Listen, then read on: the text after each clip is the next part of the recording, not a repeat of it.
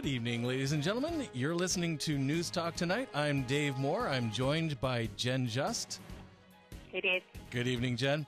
On tonight's big show, we have two components. We're going to have the news in the first segment, and in the second segment, we're going to touch on a movie we were just talking about, Lincoln.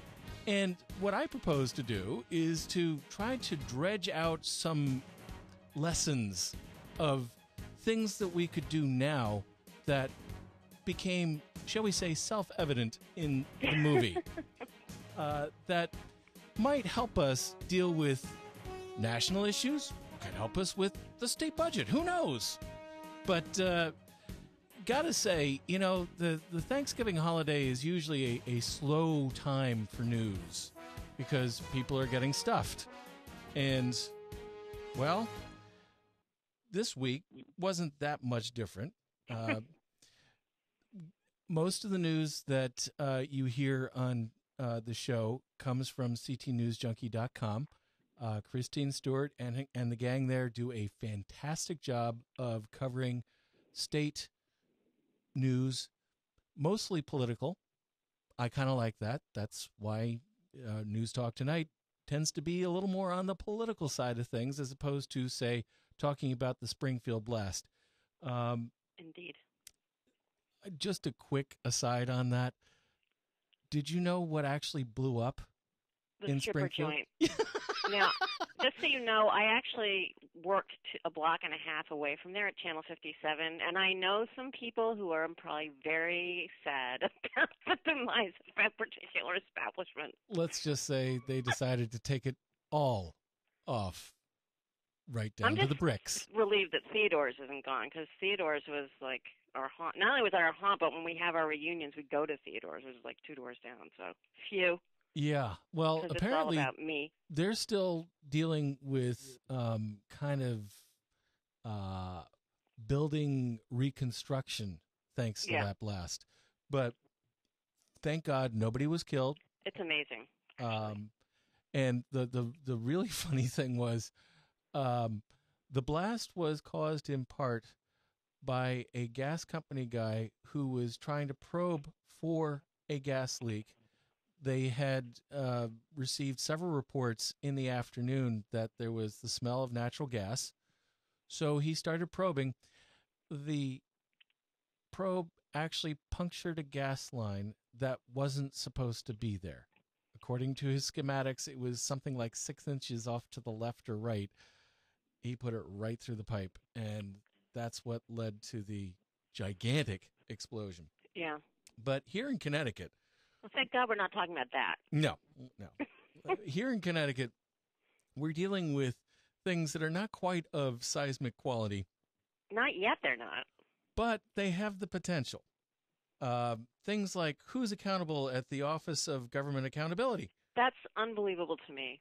The level of irony there is sort of hard to overstate. Oh, I know. We'll be delving into that. Then there's the union's last stand. Apparently, thanks to the $1.6 billion give back, there was a particular union that was trying to horn in, yes, on the horn, I know, and try to get certain bargaining units decertified so that they could step in. Well, apparently a Superior Court judge kind of put the end to that. We'll also be talking about Malloy's Mum's the Word on the budget cuts, and there's an education task force that is out there trying to make recommendations on how we better spend our education dollars. Why is that quasi-important? Well, education happens to be a large chunk of the Connecticut state budget.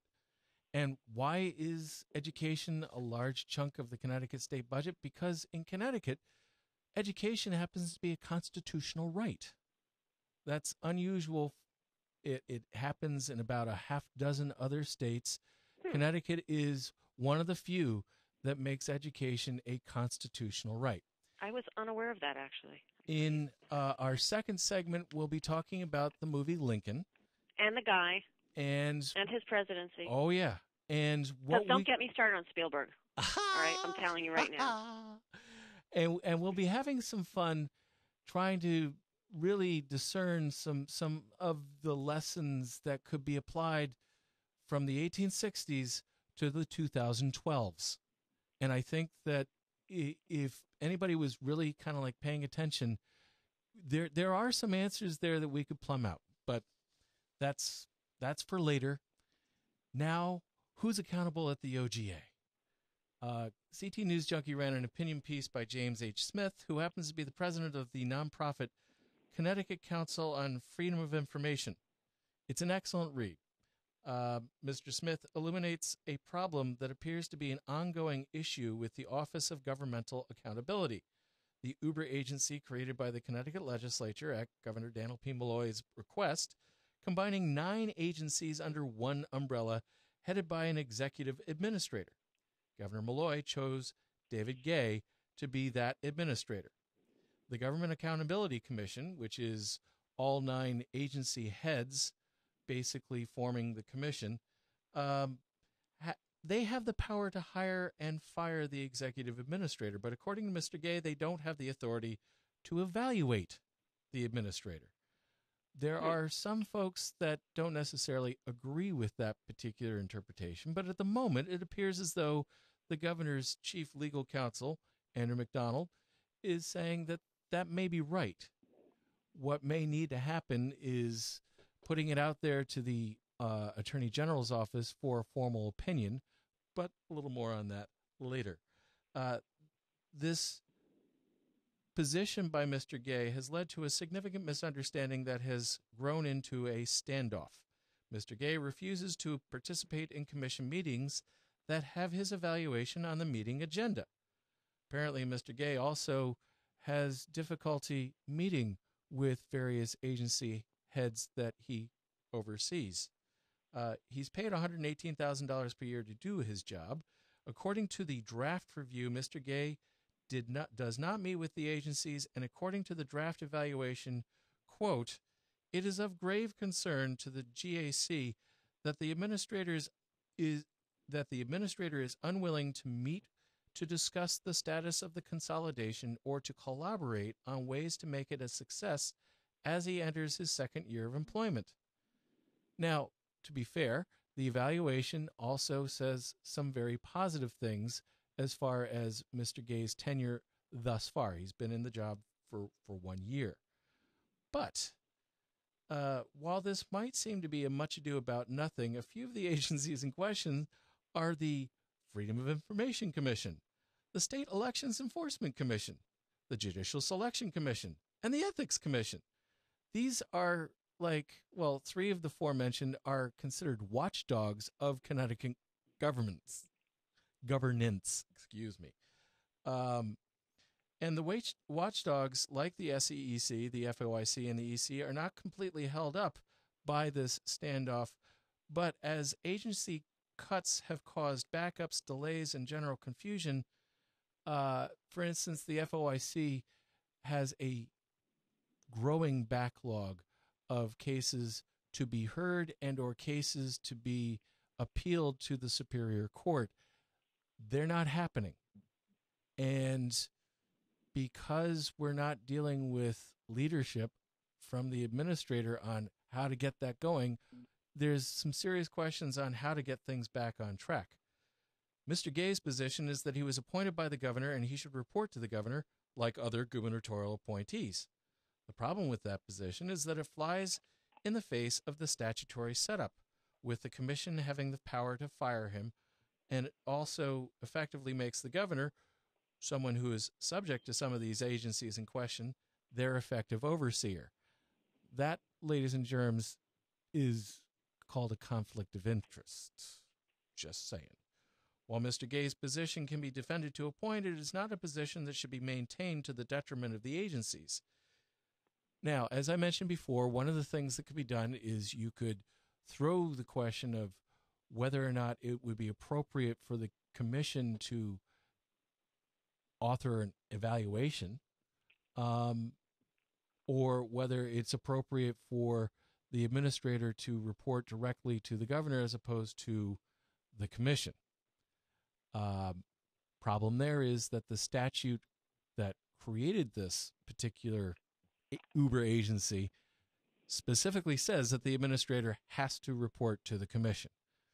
So unless you're going to rewrite the statute, which I don't think the governor can do, and nor has he suggested that he wants to, you really kind of sort of have to do the implied powers thing and say if you have the right to fire someone and or the right to hire a replacement, you would therefore also have the right to evaluate the current administrator. Just saying. I don't know. What do you think, Jen? I'm not actually sure what I think because it's hard for me to tell what he's actually done. I mean, it seems like a lot of administrative. I hate to say the word administrivia, but it's. I can't really. I mean, obviously, it seems like some things are being backed up because this is at a standoff, but so they should just deal with it or not. It seems unlikely that the governor's going to step in right now with all the budget stuff going on right now. Oh, But yeah. I don't know. I mean, it's obviously a huge conflict of interest, and it is hugely ironic that that the guy in charge of the accountability office is seemingly not accountable. And how this, I don't know. It's interesting to me that they don't want to just fire him. It just seems like they'd want to just sort of get rid of him and move on. But and the other thing, I mean, he said. I read something else. He welcomed the evaluation. He thinks he'll ace it, but I can't tell what he's. It's hard to tell from this article what he's actually done that could be evaluated. Well, part of the problem is I need a little more information about what he's actually done. That apparently it's certainly clear what he hasn't done. He's helped the various agencies that are under his aegis to take certain steps towards consolidation, but he has not actually spoken with the agency heads and which seems crazy to me. Try to coordinate a consolidation further than has already been accomplished. Right. That is what appears to be what's in the draft of the proposed evaluation. I think that the reason they don't fire him is that he was appointed by the governor, and the governor is a reasonable human being in general, but you don't want to poke the bear, particularly if it's not absolutely necessary. One would argue, however, that in order for the General Commission to move forward with better consolidation, you should have someone who's willing to coordinate things amongst the agencies, and that doesn't seem to be what's happening now. Well, that does seem, I mean, the big issue, it seems to me, is that a lot of time is being spent on this when he could actually be doing his job. And I'm thinking either the governor can tell Mr. Gay not to stand on principle and work with the commission as he's supposed to, or other than getting an attorney general's opinion, which could take about 6 months to do, they could fire him if he continues his intransigence. Yeah. Either choice would be what would be best for the state at this point in time, because we need to have our watchdogs actually functioning beyond just a bare minimum. And it seems as though, at least as far as the Freedom of Information Commission, that's barely happening. And we just got through an election, so the SEC is not going to be as crucial right now. But well, and I'll just tell you, having worked with them personally, they did a fabulous job this year. I mean, they were very responsive, and I remember being concerned because of hearing about all the consolidation and everything, and that they were really, really great to work with. So, kudos to them. Absolutely. A point. The next story is kind of a postscript, if you will, to the budget fund that we had last year. Yes. Apparently, the United Public Service Employees Union has lost its last appeal, with its attempt to decertify 4 state bargaining units now up in smoke for being untimely. The attempts began when the 2011 State Employee Bargaining Unit Agent Coalition, otherwise known as CBAC, approved the $1.6 billion concession to Governor Malloy in order to balance the budget for 2011-2012. The approval came after an initial vote was taken, which did not achieve the numbers it needed to pass, even though more than 50% of those voting voted in favor of it. And the governor began the massive layoffs that he threatened would have to happen if it didn't pass. Right. After the hastily convened second vote passed the concessions, the UPSEU passed around cards to union members asking if they wanted to vote to decertify their own bargaining units. The response was generally affirmative. The union then went to the State Labor Relations Board and asked it to be recognized. After many hearings, some of them quite contentious, the Labor Board voted 2-1 against recognition. The union then appealed to the Superior Court. And on Halloween, Judge Robert F. Veccelli issued a ruling that shot down the union's appeal. Judge Veccelli found that the CBAC agreement did not conflict with statutes or regulations, even though Attachment H, which closed the window for decertification, was not physically a part of the agreement when the union members voted on the agreement. Judge Veccelli said that the facts changed, not the law, and that Attachment H was merely referencing a new reality under the agreement. The end result is that the union was shot down to the last man. Sorry, guys. Yeah, that just seemed a case to me of another union trying to take advantage of a situation where they saw that the union was really unhappy as a result of the bargain that Malloy put together. But that was in the heat of the moment they thought that was a good idea. So, once cooler heads started to not only prevail. that, you would end up with the decertification process, the recognition process. If this union had been allowed to go forward, you would have had mass confusion over whether or not there could be another vote. Frankly, there couldn't be another vote, even if they got the recognition that they were looking for, even if the other bargaining units were decertified. Right. It's a done deal, and that's basically what Judge Veccelli said. Hey, the moment for your recognition would have had to have been before the second vote, not after. Right. And on more budget news, I know, folks, it's totally exciting, but necessary. Malloy's mum's the word play on budget cuts. So, do you want to know where Governor Malloy is going to cut the budget? Join the crowd. $128.1 million shortfall in revenues, coupled with $236.9 million in increased expenses, most of which were driven by an unexpected increase in Medicaid enrollment over the second and third quarter, has left the state with a $365 million deficit. That's for the budget year of 2012, which ends on June 30th of 2013. Following? Well, once the deficit grows over $100 million, the governor has to enact a deficit mitigation plan. By statute, the governor has the ability to cut 5% of any appropriation and 3% of any fund in the budget. In order to go higher than those percentages, the governor has to obtain legislative approval, which would be necessary to deal with this particular deficit. The governor has already ruled out higher or new taxes, and he's also indicated, not promised, an unwillingness to fire state employees not covered by the CBAC agreement. That leaves budget cuts. To date, he has not said where or how much the cuts will be. But that will be known soon because the state legislature is coming back into special session to deal with the deficit mitigation. And that's going to be the week before Christmas. So he's going to have to get the plan out, at least to the legislature, before the week before Christmas. Yep. Meaning probably this next week. To quote a famous movie line from Bette Davis, buckle up. It's going to be a bumpy ride. Indeed. But we've already heard both Republican Minority Leader Louis Calafero as well as Senator McKinney both indicating that they are willing to start working on a deal now. Right.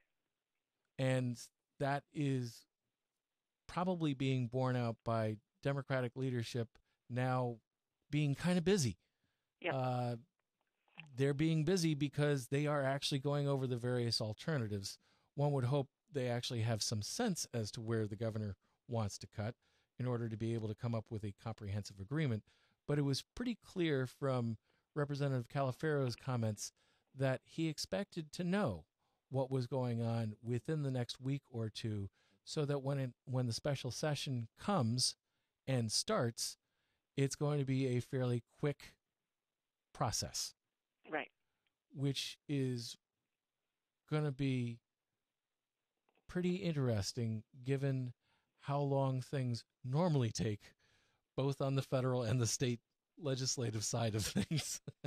Well, I mean, remember the special session they had to deal with the job stuff. I mean, they met for quite a while before that, and then the session was, not even a day, I think.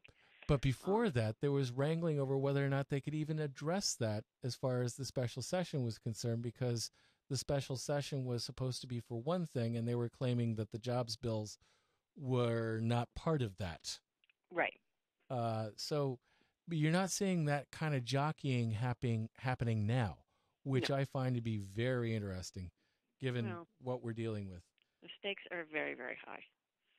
And the Education Task Force is late with report. Now, think about this. The report is due in October, but it's already the end of November, and there is a request to extend things to January. If this was done in school, the teacher would be in his or her right to fail the student. Incomplete. But this is state government, so all bets are off. The Education Task Force, created to make recommendations on how the state could revamp state education aid to cities and towns, is a month late. And it needs to go to January 2013 to finalize the recommendations because the formula subcommittee hasn't finished its work. The formula in question is how to appropriate state aid for programs like free or reduced lunches, Title I funds, and using federal poverty levels, income tests, and property ownership that are all components of how the formula is supposed to be made. The idea is to find the right mix of factors so as to come up with a fair and equitable and predictable formula so that towns and cities can budget accordingly. A complicating factor is the fact that education is a constitutional right for the citizens of Connecticut.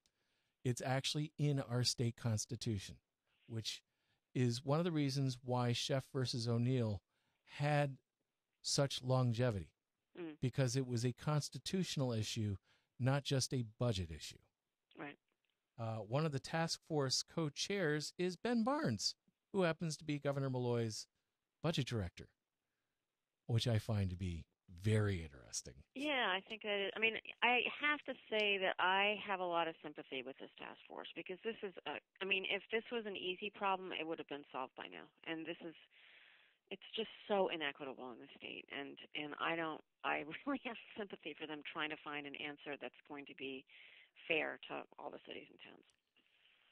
We've now come to the end of our first segment. By the way, folks, you're listening to On the Horn. You can follow us on Twitter, Facebook, YouTube. We are going to pay some bills. We are basically supported by Amazon.com, Gateway Financial Partnership, Sandits Travel, Shepherd Technologies, Budwitz and Meyerjack CPAs, Deepwater Seafood of Avon, and CentralCTDental.com. We're going to pay some bills by listening to a couple of them, and then we'll be back and we'll talk about Lincoln, because it was a fantastic movie, but I think that there are lessons there that we could all benefit from. So stay tuned. Budwitz and Meyerjack PC is a large Connecticut-based CPA firm with offices in Cheshire and Farmington, Connecticut. Large enough to handle engagements of enterprises with annual revenues in excess of $100 million, yet small enough to cater to smaller businesses and individual clients who expect personalized attention from partners and staff. Client service is the cornerstone of our practice. Our clients have a fixed fee for their audit and tax work. What this means to the client is we're approachable. Personal communication and client services make for strong relationships. Budwitz and Meyerjack, certified public accountants. Sandits Travel for business and leisure. We'll take you there. Sandits Travel has been proudly serving Connecticut since 1960. That's over 50 years. And we're ready for another 50 years of superior service. Whether you prefer to come in, call in, or log on, we invite you to explore how efficient, diverse, and fun it is to book through Sandits Travel. Save your money and your time with us, Sandits Travel. We'll take you there.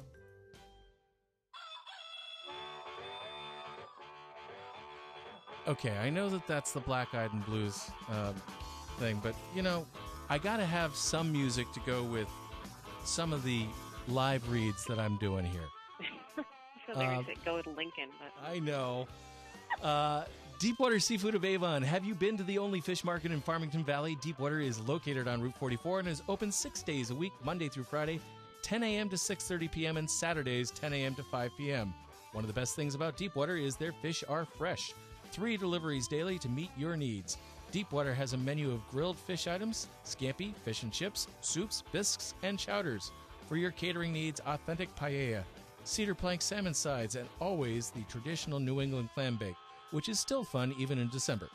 Deepwater also has the very best shrimp cocktail that you'll find anywhere. Call in your order at 860-676-9657, and they'll have your order ready for pickup when you arrive.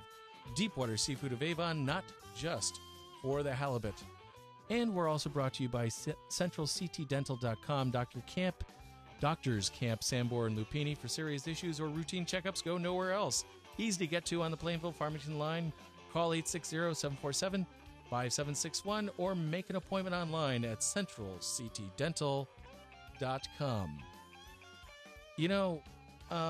I didn't notice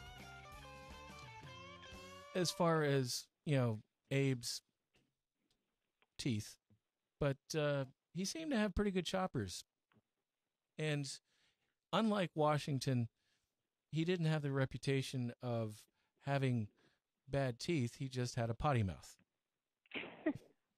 And that's something that a lot of folks don't realize. He had a tendency of telling stories, always to make a point, but he loved what some historians would politely term as ribald stories. And he got a kick out of shocking people. It was funny. Yeah, I liked that they showed that part of it. And we're dealing with the fiscal cliff. We're dealing with a budget deficit in the state. We're dealing with whether or not we're going to shut down Guantanamo. We're dealing with whether or not there can really be a compromise found between the Republican Party and the Democratic Party sufficient to actually get the work of the people done. And yet, when you look at Steven Spielberg's Lincoln, you realize that there are a lot more divisive issues that could be tearing us apart that aren't. And it's in part because of what the folks did in the 1860s. All right, I have to jump in and say it's not just Steven Spielberg's Lincoln. It's Lincoln. It was Abraham Lincoln, the president. Yes. Like, I have been racking my brain today to think of other directors that could have done another job on this movie, and I'm going to withhold my comment. But well, no, who would you think could do as good or a better job than Steven Spielberg? See, and this is where I really don't want to get into the movie, except for that I actually disagree with you in the when you talk about that he would transformed Lincoln from a demigod into a human being. I think Spielberg actually made him sort of a demigod as well. The way he shot him, the way I was trying to think of someone grittier, and I don't know. David Fincher, like there were just sort of people that came up. There was like Christopher Nolan, who can do both the guy in Memento and Batman, like a great combination. But no, it just Steven Spielberg drives me crazy because he has these buttons that he pushes, like, okay, let's cue the horns, and now you're going to feel this way. Right. And that kind of drove me crazy about this movie because there were so many what he did. Well, frankly, what Tony Kushner got, who was the scriptwriter, who is amazing, Angels in America, and just he is an amazing writer. I give him a lot of credit for just what he showed in the film, which was the legislative process, and that was just fascinating to watch and fascinating to see. Really, the compromises that Lincoln made, exactly as you've been talking about. That he did some things that he thought were probably breaking the law, but he thought he could get away with them.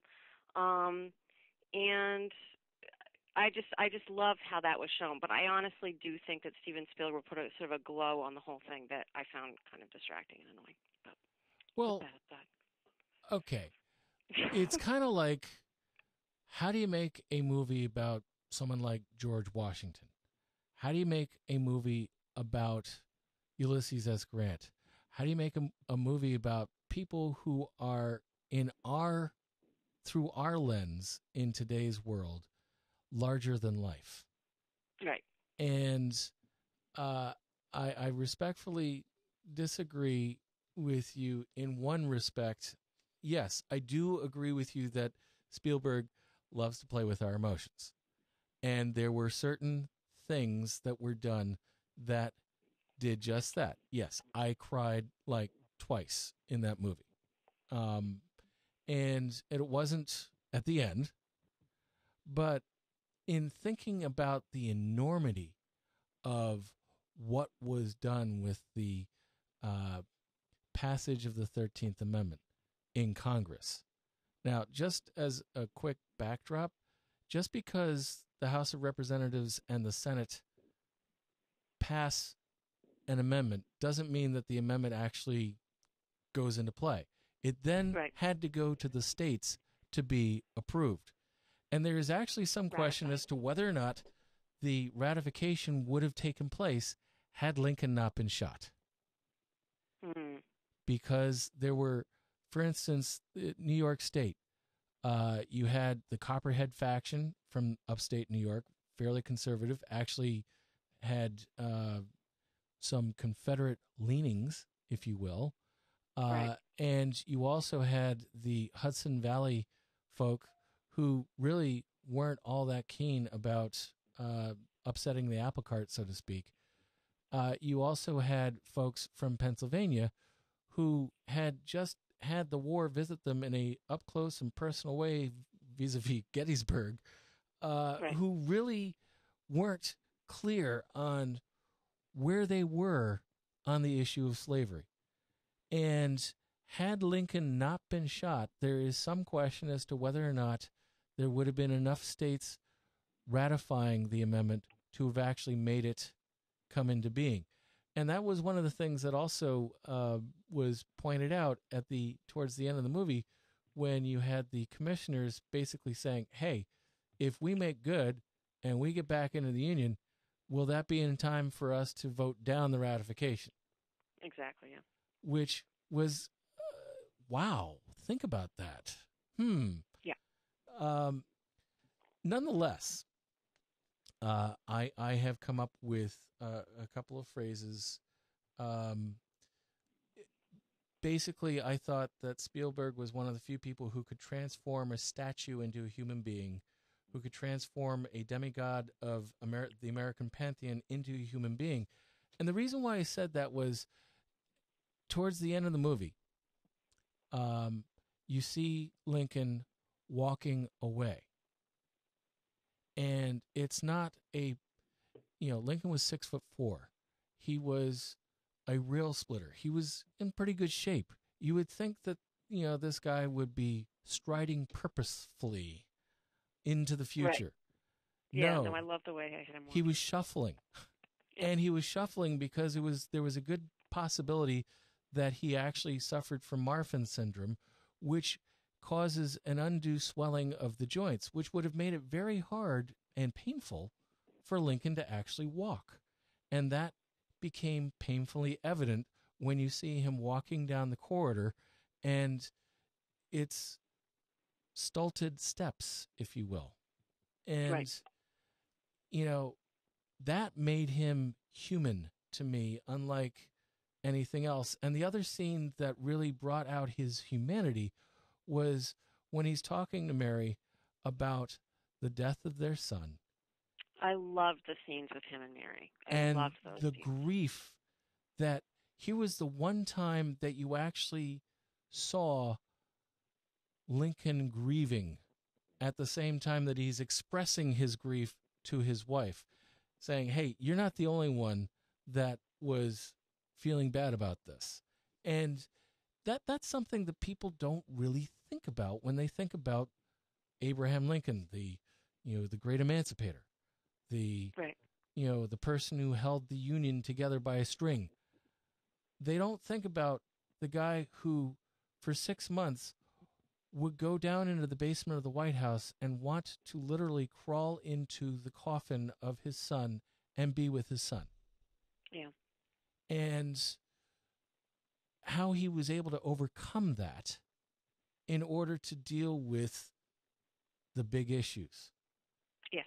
And that leads us to some of the possible lessons that we could learn for today, apply them to today in a way that might actually bring us back from the fiscal brink, bring us back from the bitter partisanship that existed. Because another thing that came through in the movie was, boy, these guys in the House of Representatives really went at it hammer and tong with one another. Yeah, that was fun to watch. And they were so colorful in the way that they would put each other down.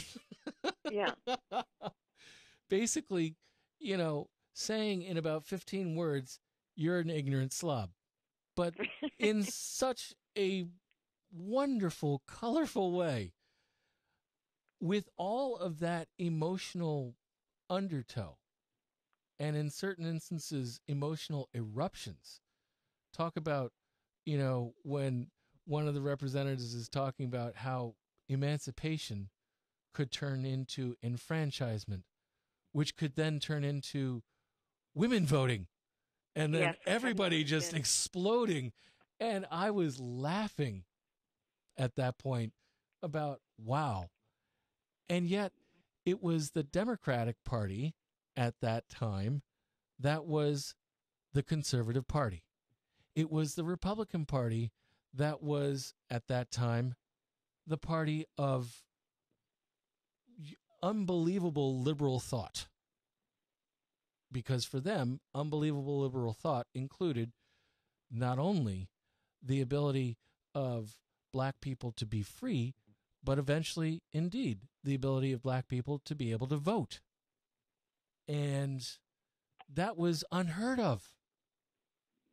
And there were 2 points in the movie that I thought were things that really made sense even now. And one was when the New York representative was asking Representative Stevens, do you believe, literally, Jefferson's statement, all men are created equal? Because that's a question that we're still wrestling with now. The 47%, the entitlement class, if you will, are they really people? Are they deserving of full representation? Well, and even more to the point, folks who are gay, are they allowed to be married the way everyone else is? And the other moment was when Lincoln was talking to the telegraph operator and one of his assistants. Mm-hmm. And he asks, do you believe that men are born to history, or does history make the man? And obviously, Spielberg's answer to that question is Lincoln molded history, not the other way around. I would respectfully disagree with that particular proposition, because I believe that Lincoln was made into a better man because of the forces that were at play at that point in time. In 1856, when he said a house divided cannot stand, he was talking about slave states versus non-slave states, but he had not yet come to the conclusion that it would be appropriate for a black man to be equal to a white man. He hadn't gotten there yet. Yep. That was something that was forced upon him through the presidency, particularly through the first 4 years of the war. He hadn't come to the conclusion that black men and women could be equal to white men and women until he had been elected in his second term. And it was made abundantly clear that Lincoln saw at that time, at that moment, we had to do this. We had to pass this amendment in order for us to survive as a nation. And we had better answer history's call now, not kick the can down the road now. And we are facing that now as far as what we do with our budget, as far as what we do with our deficit, whether it's on the state or the federal level, because how we answer that question is going to determine how our children, how our grandchildren, and our great-grandchildren live their lives. Well, that was one of the more interesting things to me about what was portrayed was showing the different avenues that they used to get those votes. And I remember being sort of, now I actually want to go and read I haven't read a history of Lincoln in ages, and I just really want to go back and read Team of Rivals or something. You've got to read Team of Rivals. It is, yeah. Now, I will grant you, I'm a history major. I eat that stuff up, okay? Yeah. No, I love history. I just haven't read. Doris anyway, I want to go back, but the thing that shocked me at first, and then I thought, of course, was, giving the Democrats patronage positions. Like, of course they would try that. I mean, of course that would be one of the avenues that they would try. That was part of the backdoor dealing. And then, dealing. Of course, that sort of one-on-one negotiation that you were talking about, too, of just, who can get to this guy? Who's the one who can talk to this guy and turn him around? The person who we had until 2008, who was the best as far as backroom negotiations, as far as being blustery and principled out front, but behind pragmatic and practical, was Senator Edward Kennedy. Kennedy, yep. And he was the last liberal lion, yes, but he was also one of the most practical legislators that we have ever seen. We don't have someone of that quality, that caliber right now. But that doesn't mean that we can't develop someone or someone's. Exactly. And exactly what your point was earlier about history making the man, in a sense, I think the times right now are producing lower caliber legislators because, and I'll get back to my thing that I beat the drum about all the time, is because of the money that's in politics and because legislators have to spend, congressmen virtually have to spend, most of their time fundraising because they're running, they run every 2 years. So they're basically running all the time. I've seen that up close, and especially people in leadership positions have to be raising hundreds of thousands of dollars. And they don't have time for the comedy that used to exist. I remember Chris Dodd gave the most beautiful when he left, the farewell speech, that just put it so beautifully. And he just said, we don't talk to each other anymore. We don't have time. All we do is raise money. And until we're willing to sit down and have a drink with each other and become friends with each other, it's just going to be, we can't reach across the aisle. So we have to make time for that, but that involves campaign finance reform. So what are some of the lessons that we could tease out that could help us now? I think the first one is compromise is the key to success when all else fails. Yep. And I would even leave out when all else fails. I think compromise is the key to success. I don't know how you get to a good bill without compromise on both sides. I can't think of a bill that was good because only one side had everything to do with it. When I say that, though, I mean there's always going to be a certain level of compromise in a bill. If you can make little compromises along the way, great, it goes through. Everything's good. The gravamen of the legislation still remains intact. Right. There are times, however, when you need to compromise a lot, where you need to give up certain basic things that you thought you couldn't do away with before. And I look at the Affordable Care Act as an example. We had universal care as one of the main points. It was one of the main selling points. Yeah. We compromised that out just so that we could at least lay the foundation for it later on if we determined that that would be the way to go later on. It was better to have something in there than nothing at all. Another lesson, holding fast to one's principles to the exclusion of anything else dooms your position. And it was abundantly clear to the folks watching the movie that the fellows who were basically holding to their guns as far as the amendment were concerned were deaf to any other thing other than we have to have it our way. Yep. And the end result was they lost. And Tommy Lee Jones was brilliant in portraying that. Absolutely. And what he had to do, how he had to hold back in order to get what he wanted. I just thought that was brilliant. Another lesson, fighting for what is right, not who is right, will always carry the day. It wasn't that the president was right. It wasn't that Representative Stevens was right. It was the principle that slavery was wrong and must be abolished. That is what carried the day. And it wasn't that Lincoln was the personification of abolition. It wasn't that the conservative Republicans, which was kind of an oxymoron, were going to hold fast to certain things. They all gave way to the overarching principle of what was right. That's why it passed. And if we can remember that now, if we can remember, all right, there are certain entitlement reforms that should be enacted. It can save money. That doesn't mean that you're going to be taking away benefits from someone who needs them. There are reforms that can be done. There are tax reforms that can be done too. And I'm not talking about taking away deductions. There are loopholes that can be closed that can save money.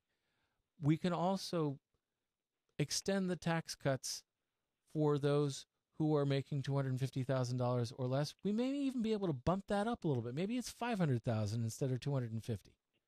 Right.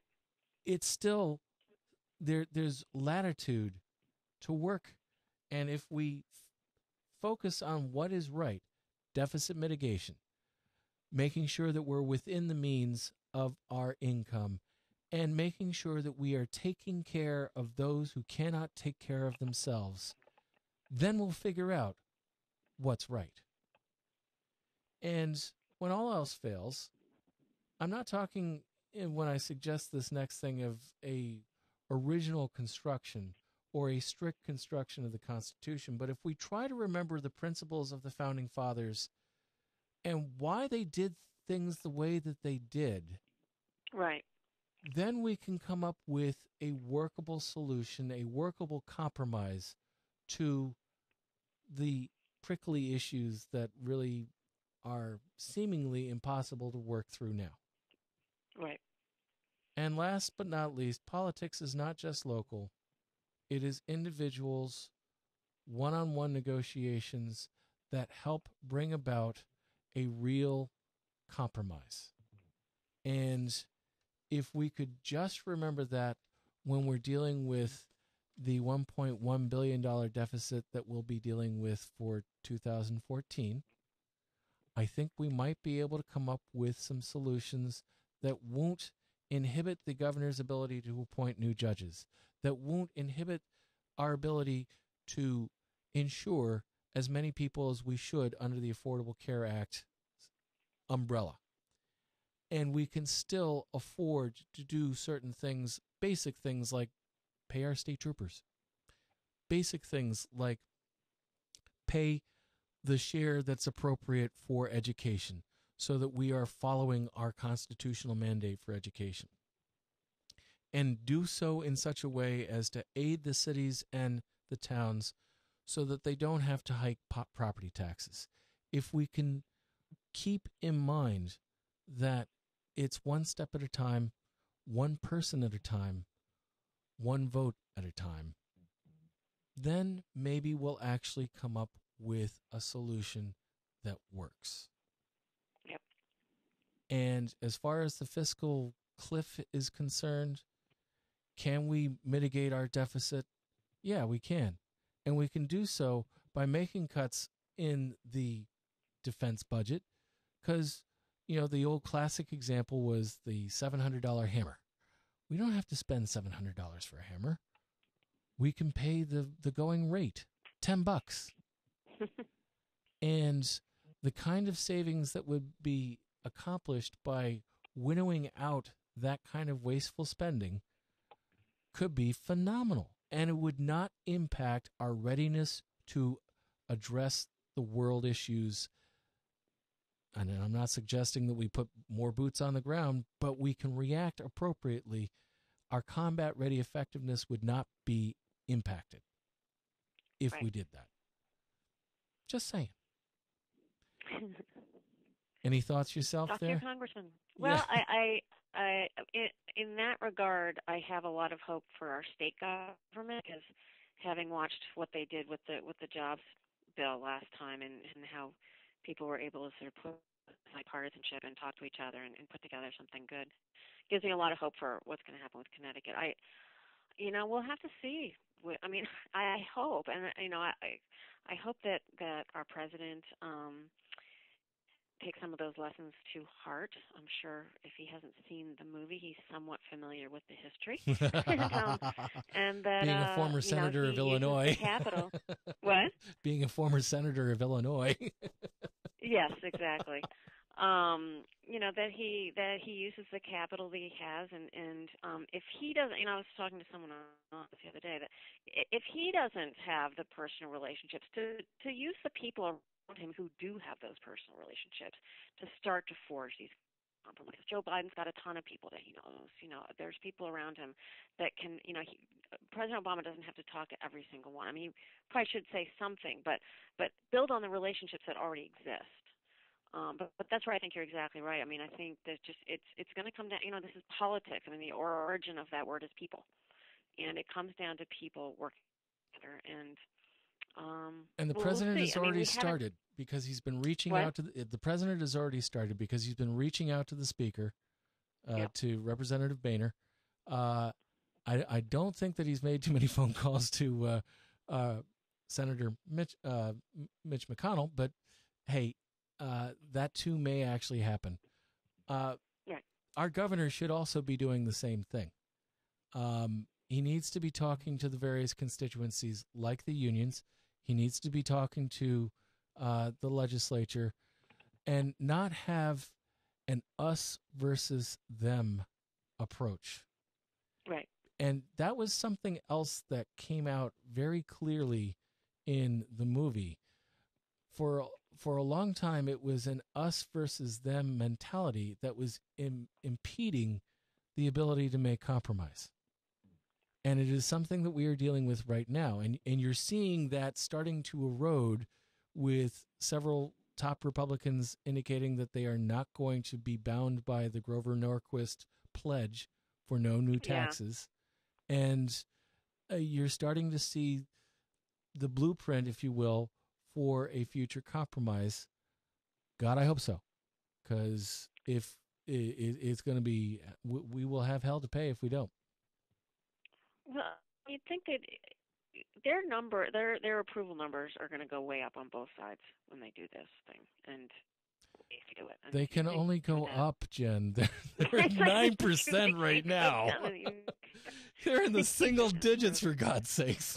Well, but look at Chris Christie, for God's sake. His approval numbers have gone up, 30 points or something? He announced his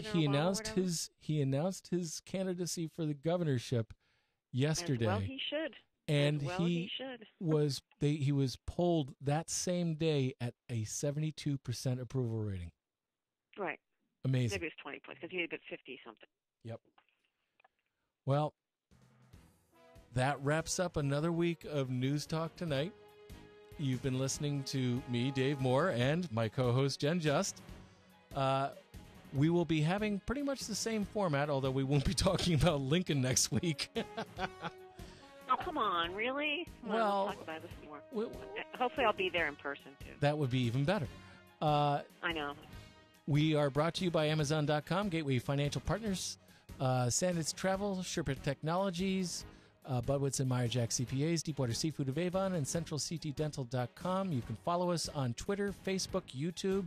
You're listening to On the Horn, and we'll see you next week.